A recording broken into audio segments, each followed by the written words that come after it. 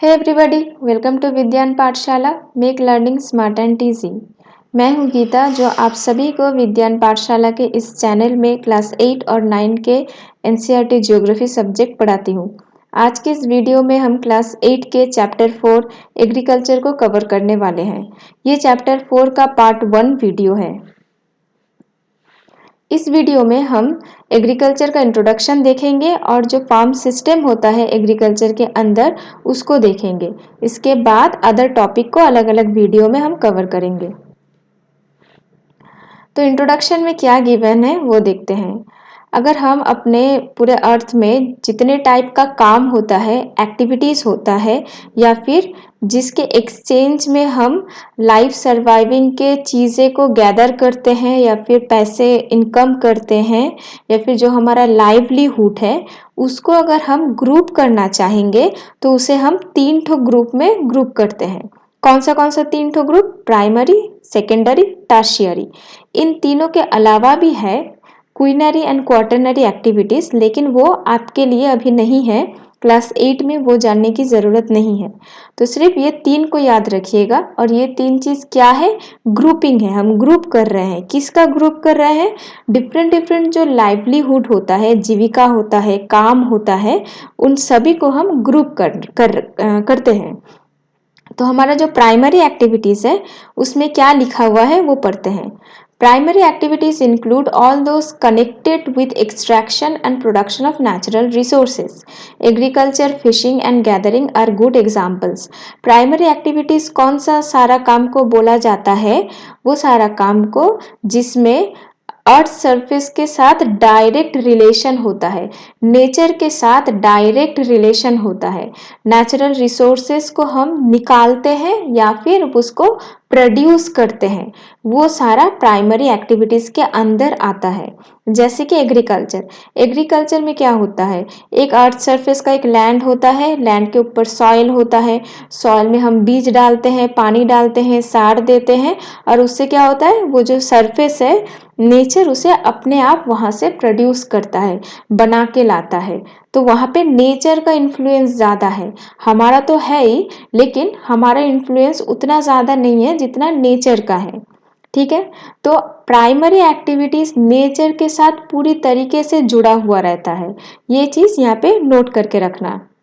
और भी जो दूसरे सारे काम होते हैं जहाँ पे नेचर हमें कुछ देते हैं, गिव करते हैं, वो सारा भी प्राइमरी एक्टिविटीज़ में आता है। जैसे कि फिशिंग में भी हम लोग क्या करते हैं? पॉन्ड में एक सुइटेबल कंडीशन देना चाहते हैं फिश को वहाँ पे प्रोड्यूस होने के लिए, लेकिन हम कर तो नहीं रहे, हम हेल्प कर रहे हैं, लेकिन नेचर प्रोड्यूस कर रहा है उसे।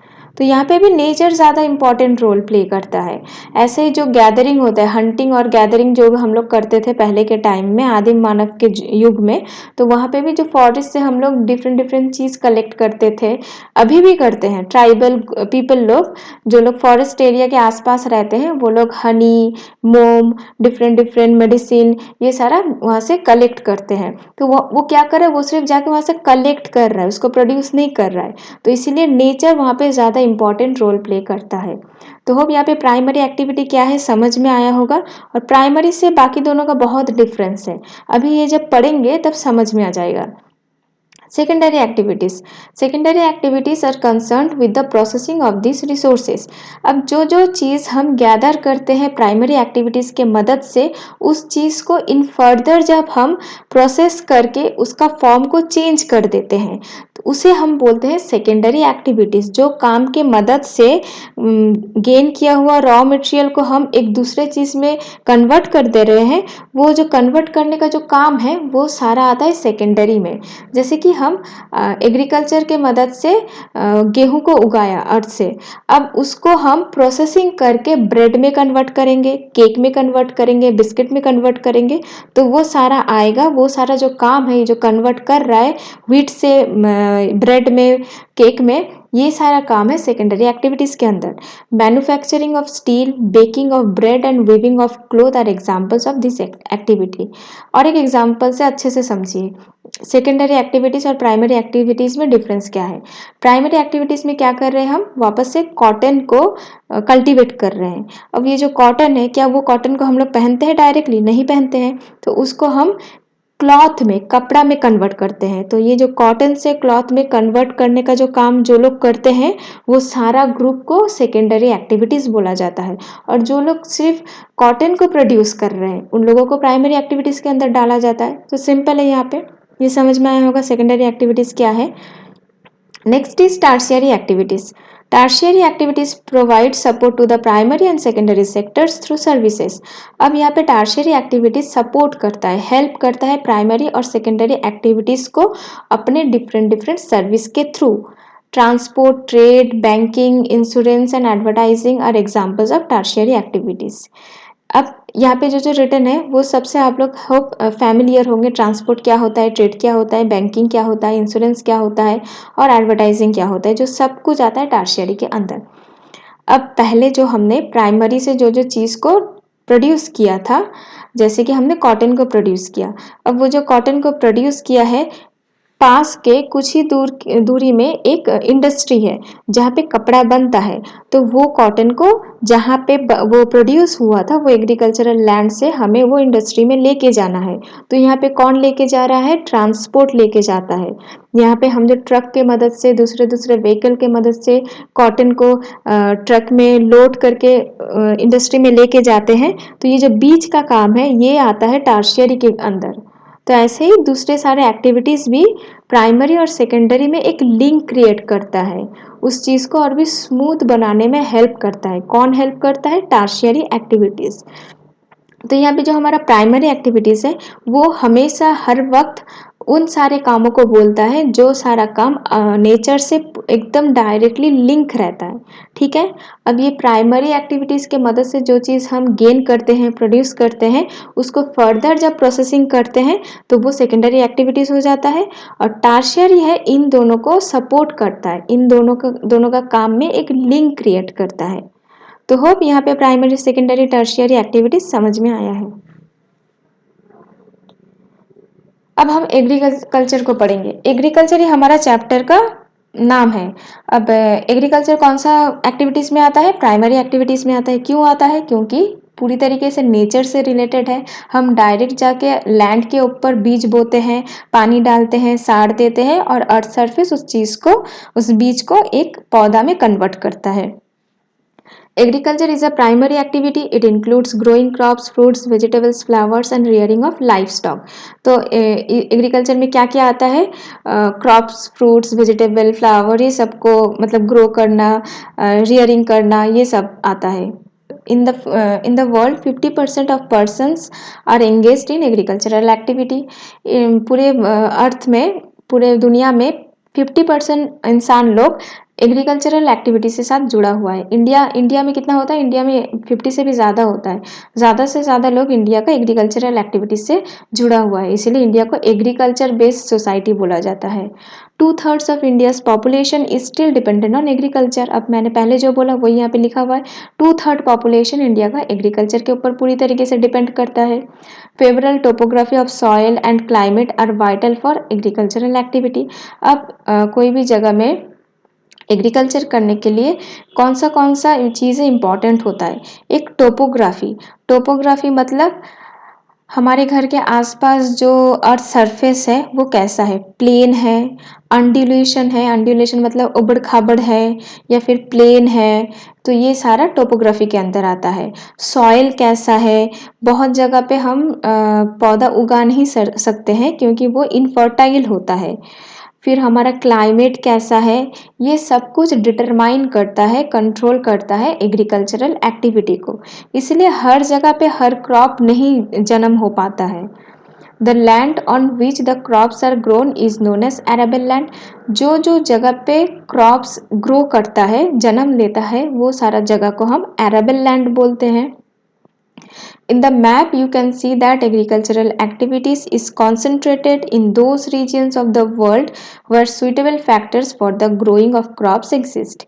Next slide में एक मैप आएगा, उस मैप में ये बताया जाएगा कि हर जगह पे एग्रीकल्चर किया नहीं जा सकता है। कुछ कुछ कॉन्सेंट्रेटेड पॉकेट जोन्स होते हैं जहाँ पे हम एग्रीकल्चर कर पाते हैं, और हर टाइप का क्रॉप्स भी हर क्लाइमेट के लिए सूटेबल नहीं होता है। जैसे कि अगर आप नॉर्थ ईस्ट का साइड देखेंगे इंडिया का, वो जो नॉर्थ ईस्ट का साइड में राइस ज़्यादा प्रोडक्शन होता है, चावल ज़्यादा उगता है। क्यों उगता है? चावल को पानी ज़्यादा चाहिए। नॉर्थ ईस्ट के साइड में बारिश ज़्यादा होता है, लैंड क्या है, एकदम प्लेन लैंड है, तो इसीलिए उस जगह पे क्या बनता है, ज़्यादा क्या उगता है, राइस होता है। उसी के कंपैरिजन अगर हम राजस्थान का एरिया को देखेंगे जहाँ पे बारिश बहुत कम होता है, उस जगह पे आप राइस को किसी भी तरीके से कल्टीवेट नहीं कर पाएंगे, क्योंकि उसका टोपोग्राफी और क्लाइमेट उसे सपोर्ट नहीं करता है। लेकिन इसका मतलब ये नहीं है कि वहाँ पे कोई भी क्रॉप कल्टीवेट नहीं हो सकता है।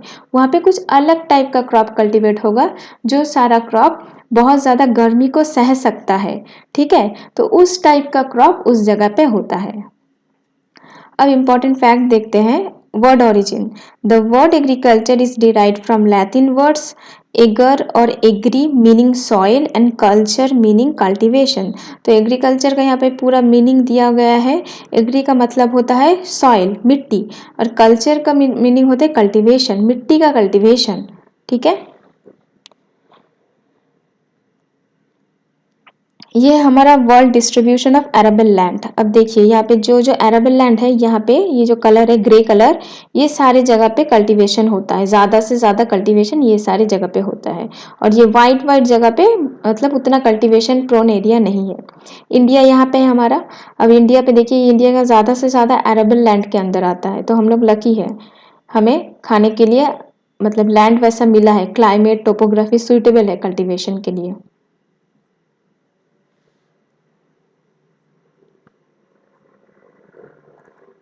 Next is different different terms है यहाँ पे, वो भी किसी न किसी के प्रोडक्शन से रिलेटेड है, उसको थोड़ा देखते हैं।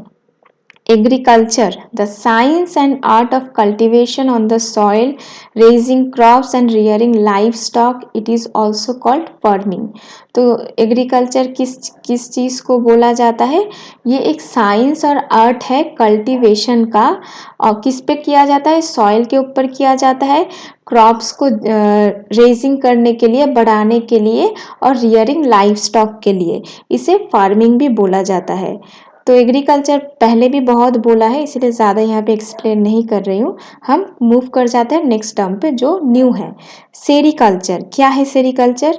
Commercial rearing of silk worms, it में supplement the income of the farmer. अब जो सिल्क वोम होता है, कीड़ा होता है जिससे बहुत तरीके का धागा बनता है, कपड़ा बनता है, सिल्क के जो कपड़े बनते हैं वो सिल्क ओम के मदद से होता है। तो ये एक टाइप का क्या बोलते हैं, कीड़ा टाइप का होता है। तो ये एक कॉमर्शियल होता है, मतलब जैसे कि एग्रीकल्चर में बहुत सारा क्रॉप्स होता है जो सिर्फ हम अपने खुद के सर्वाइव के लिए बनाते हैं, प्रोड्यूस करते हैं, जैसे कि राइस, वीट। बहुत जो छोटा छोटा कम्युनिटीज़ होता है, ट्राइबल ग्रुप होता है, वो लोग उस चीज़ को बेचने का उनका मतलब मेन मुद्दा नहीं होता है, वो सिर्फ खुद के ज़िंदगी पालने के लिए वो सब उगाते हैं। लेकिन सेरीकल्चर बेसिकली कॉमर्शियल होता है, मतलब हम इससे प्रॉफिट करना चाहते हैं। जो भी सिल्क वॉर्म से जो भी चीज़ बनेगा उसको हम पैसे के एक्सचेंज में इसको ट्रेड किया जाता है। तो ये है सेरीकल्चर। सेरीकल्चर मतलब सिल्क वॉर्म, इससे या मतलब लिंक करके रखिएगा। सेरीकल्चर में एस है, सिल्क वॉर्म में एस, सिल्क में भी एस है, तो सेरीकल्चर सिल्क वॉर्म से रिलेटेड है। फिर है pisciculture, breeding of fish in specially constructed tanks and ponds. Pisciculture मतलब मछलियों का उत्पादन, टैंक या फिर पॉन्ड में मछलियों का उत्पादन को पिसीकल्चर बोला जाता है। विटिकल्चर कल्टीवेशन ऑफ ग्रेप्स, जो अंगूर होता है उसका कल्टीवेशन को अलग नाम दिया गया है विटिकल्चर। अंगूर का चाष को विटिकल्चर बोला जाता है। Horticulture growing vegetable flowers and fruits for commercial use, फिर से कमर्शियल यूज़, ये छोटा छोटा वर्ड को पकड़िएगा, कमर्शियल यूज़ ये बहुत इंपॉर्टेंट है। हॉर्टिकल्चर कभी भी हम खुद के सर्वाइव के लिए नहीं करते हैं, कमर्शियल यूज़ के लिए करते हैं, प्रॉफिट के लिए करते हैं, पैसा के लिए करते हैं। वो क्या क्या करते हैं, वेजिटेबल्स करते हैं, फ्लावर्स करते हैं, फ्रूट करते हैं।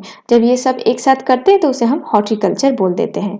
अब यहाँ पे देखिए ये जो सारा है, एग्री से प्लस कल्चर कर दिया एग्रीकल्चर बन गया, सेरी से प्लस कर दिया सेरीकल्चर बन गया, तो ऐसे ही पिसिकल्चर, विटिकल्चर, हॉर्टिकल्चर। तो यहाँ पे फटाफट बताइए, एग्रीकल्चर को छोड़ देते हैं क्योंकि इसके बारे में हमें पता है। तो सेरीकल्चर किससे रिलेटेड है, प्रोडक्शन ऑफ सिल्क वॉर्म, ये क्या है, कमर्शियल है। पिसिकल्चर ये भी कमर्शियल है, और उसके साथ साथ ये क्या मतलब इसमें क्या किया जाता है, फिश का प्रोडक्शन होता है, फिश का फार्मिंग होता है। विटिकल्चर क्या है, ग्रेप्स का फार्मिंग। हॉर्टिकल्चर में क्या क्या है, वेजिटेबल, फ्लावर, फ्रूट्स, और ये भी कमर्शियल होता है।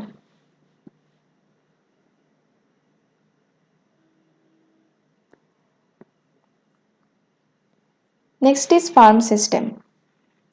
एग्रीकल्चर और farming can be looked at as a system. ये जो एग्रीकल्चर किया जाता है ये एक सिस्टम की तरीके से है। मतलब एक सिस्टम कैसे बनता है, एक सिस्टम जैसे हमारा बॉडी है, हमारा बॉडी में बहुत सारा अलग अलग कंपोनेंट है, आई है, हैंड है, नोज है।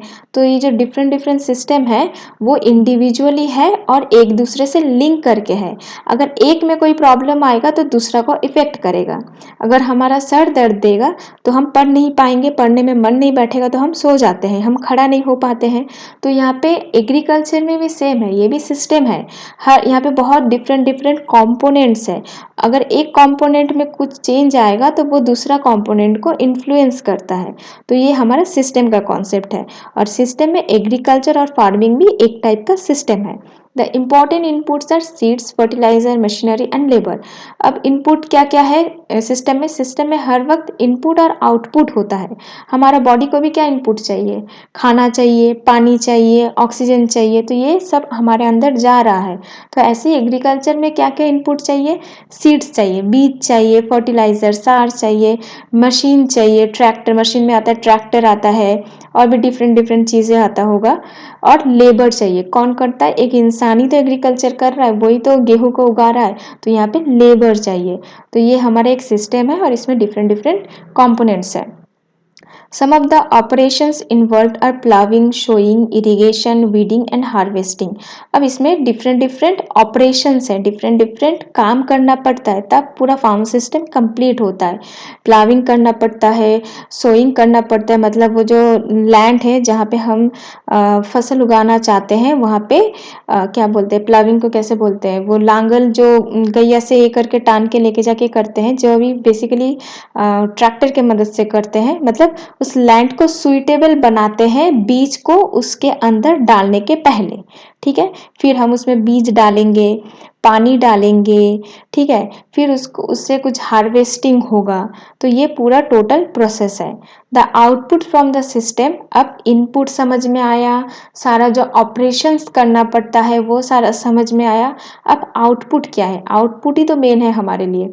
तो आउटपुट में क्या क्या है, क्रॉप्स है, डिफरेंट डिफरेंट क्रॉप्स होगा जो फसल उग के आएगा, गेहूँ, फिर चावल, और डिफरेंट डिफरेंट जो भी चीज़ होता है, ऊल होगा, डेयरी होगा, मतलब जो जो चीज़ दूध से बनता है, पनीर बनता है, बटर बनता है, ये सारा भी आएगा। और पोल्ट्री प्रोडक्ट्स भी इसके अंदर आता है। तो फार्म सिस्टम में बहुत सारे चीज़ बनता है, क्रॉप्स बनता है, ऊल बनता है, डेयरी बनता है, और पोल्ट्री प्रोडक्ट्स बन के निकल के आता है। तो ये हमारा पूरा फार्म का सिस्टम है। इस पिक्चर को भी ध्यान से देखिएगा तो देखिए इनपुट में क्या है, एक यहाँ पे ट्रैक्टर का पिक्चर दिया गया है, सीड है, केमिकल फर्टिलाइजर्स है। अब ये यहाँ पे जो हमारा ऑपरेशन है वो कर रहा है, प्लाविंग, शोइंग, स्प्रेइंग, ये सारा कर रहा है। फिर इससे धीरे धीरे क्रॉप्स धीरे धीरे जन्मेगा, फिर इस क्रॉप को काटा जाएगा, हार्वेस्टिंग किया जाएगा, ये हमारा आउटपुट है। तो ये हमारा सारा इनपुट है, ठीक है, इनपुट है। फिर ये प्रोसेसिंग चल रहा है, प्रोसेसिंग, यहाँ पे ह्यूमन लेबर बहुत इंपॉर्टेंट है। फिर ये आउटपुट निकल के आ रहा है। ऐसे भी यहाँ पे भी देखिए physical and human farm inputs. अब ये तो हम इंसान क्या क्या करते हैं वो मतलब यहाँ पे दिखाया गया है। अब देखिए इसके पीछे नेचर क्या क्या इनपुट देता है। रेनफॉल देता है, पानी देता है, सनशाइन बहुत इंपॉर्टेंट है, टेम्परेचर है, सॉइल है, स्लोप है, ये सारा फिजिकल इनपुट्स हैं। उसके बाद ये हम इंसान ये सारा चीज़ को देते हैं। ठीक है, तो यहाँ पे physical and human farm inputs दिखाया जा रहा है। तो आज का ये वीडियो यहीं तक, एकदम शॉर्ट वीडियो बनाया है क्योंकि नया चैप्टर स्टार्ट हो रहा है। धीरे धीरे हम इस चीज़ को पढ़ेंगे। ये चैप्टर थोड़ा बड़ा है और जो टाइप्स ऑफ फार्मिंग है वो बहुत ज़्यादा इंटरेस्टिंग है, जो हम नेक्स्ट वीडियो में कवर करेंगे। तो आज के लिए यहीं तक। अगर आपको ये सारे वीडियो अच्छे लग रहे हैं तो हमारे चैनल को सब्सक्राइब करिए, लाइक करिए, शेयर करिए। Thank you very much.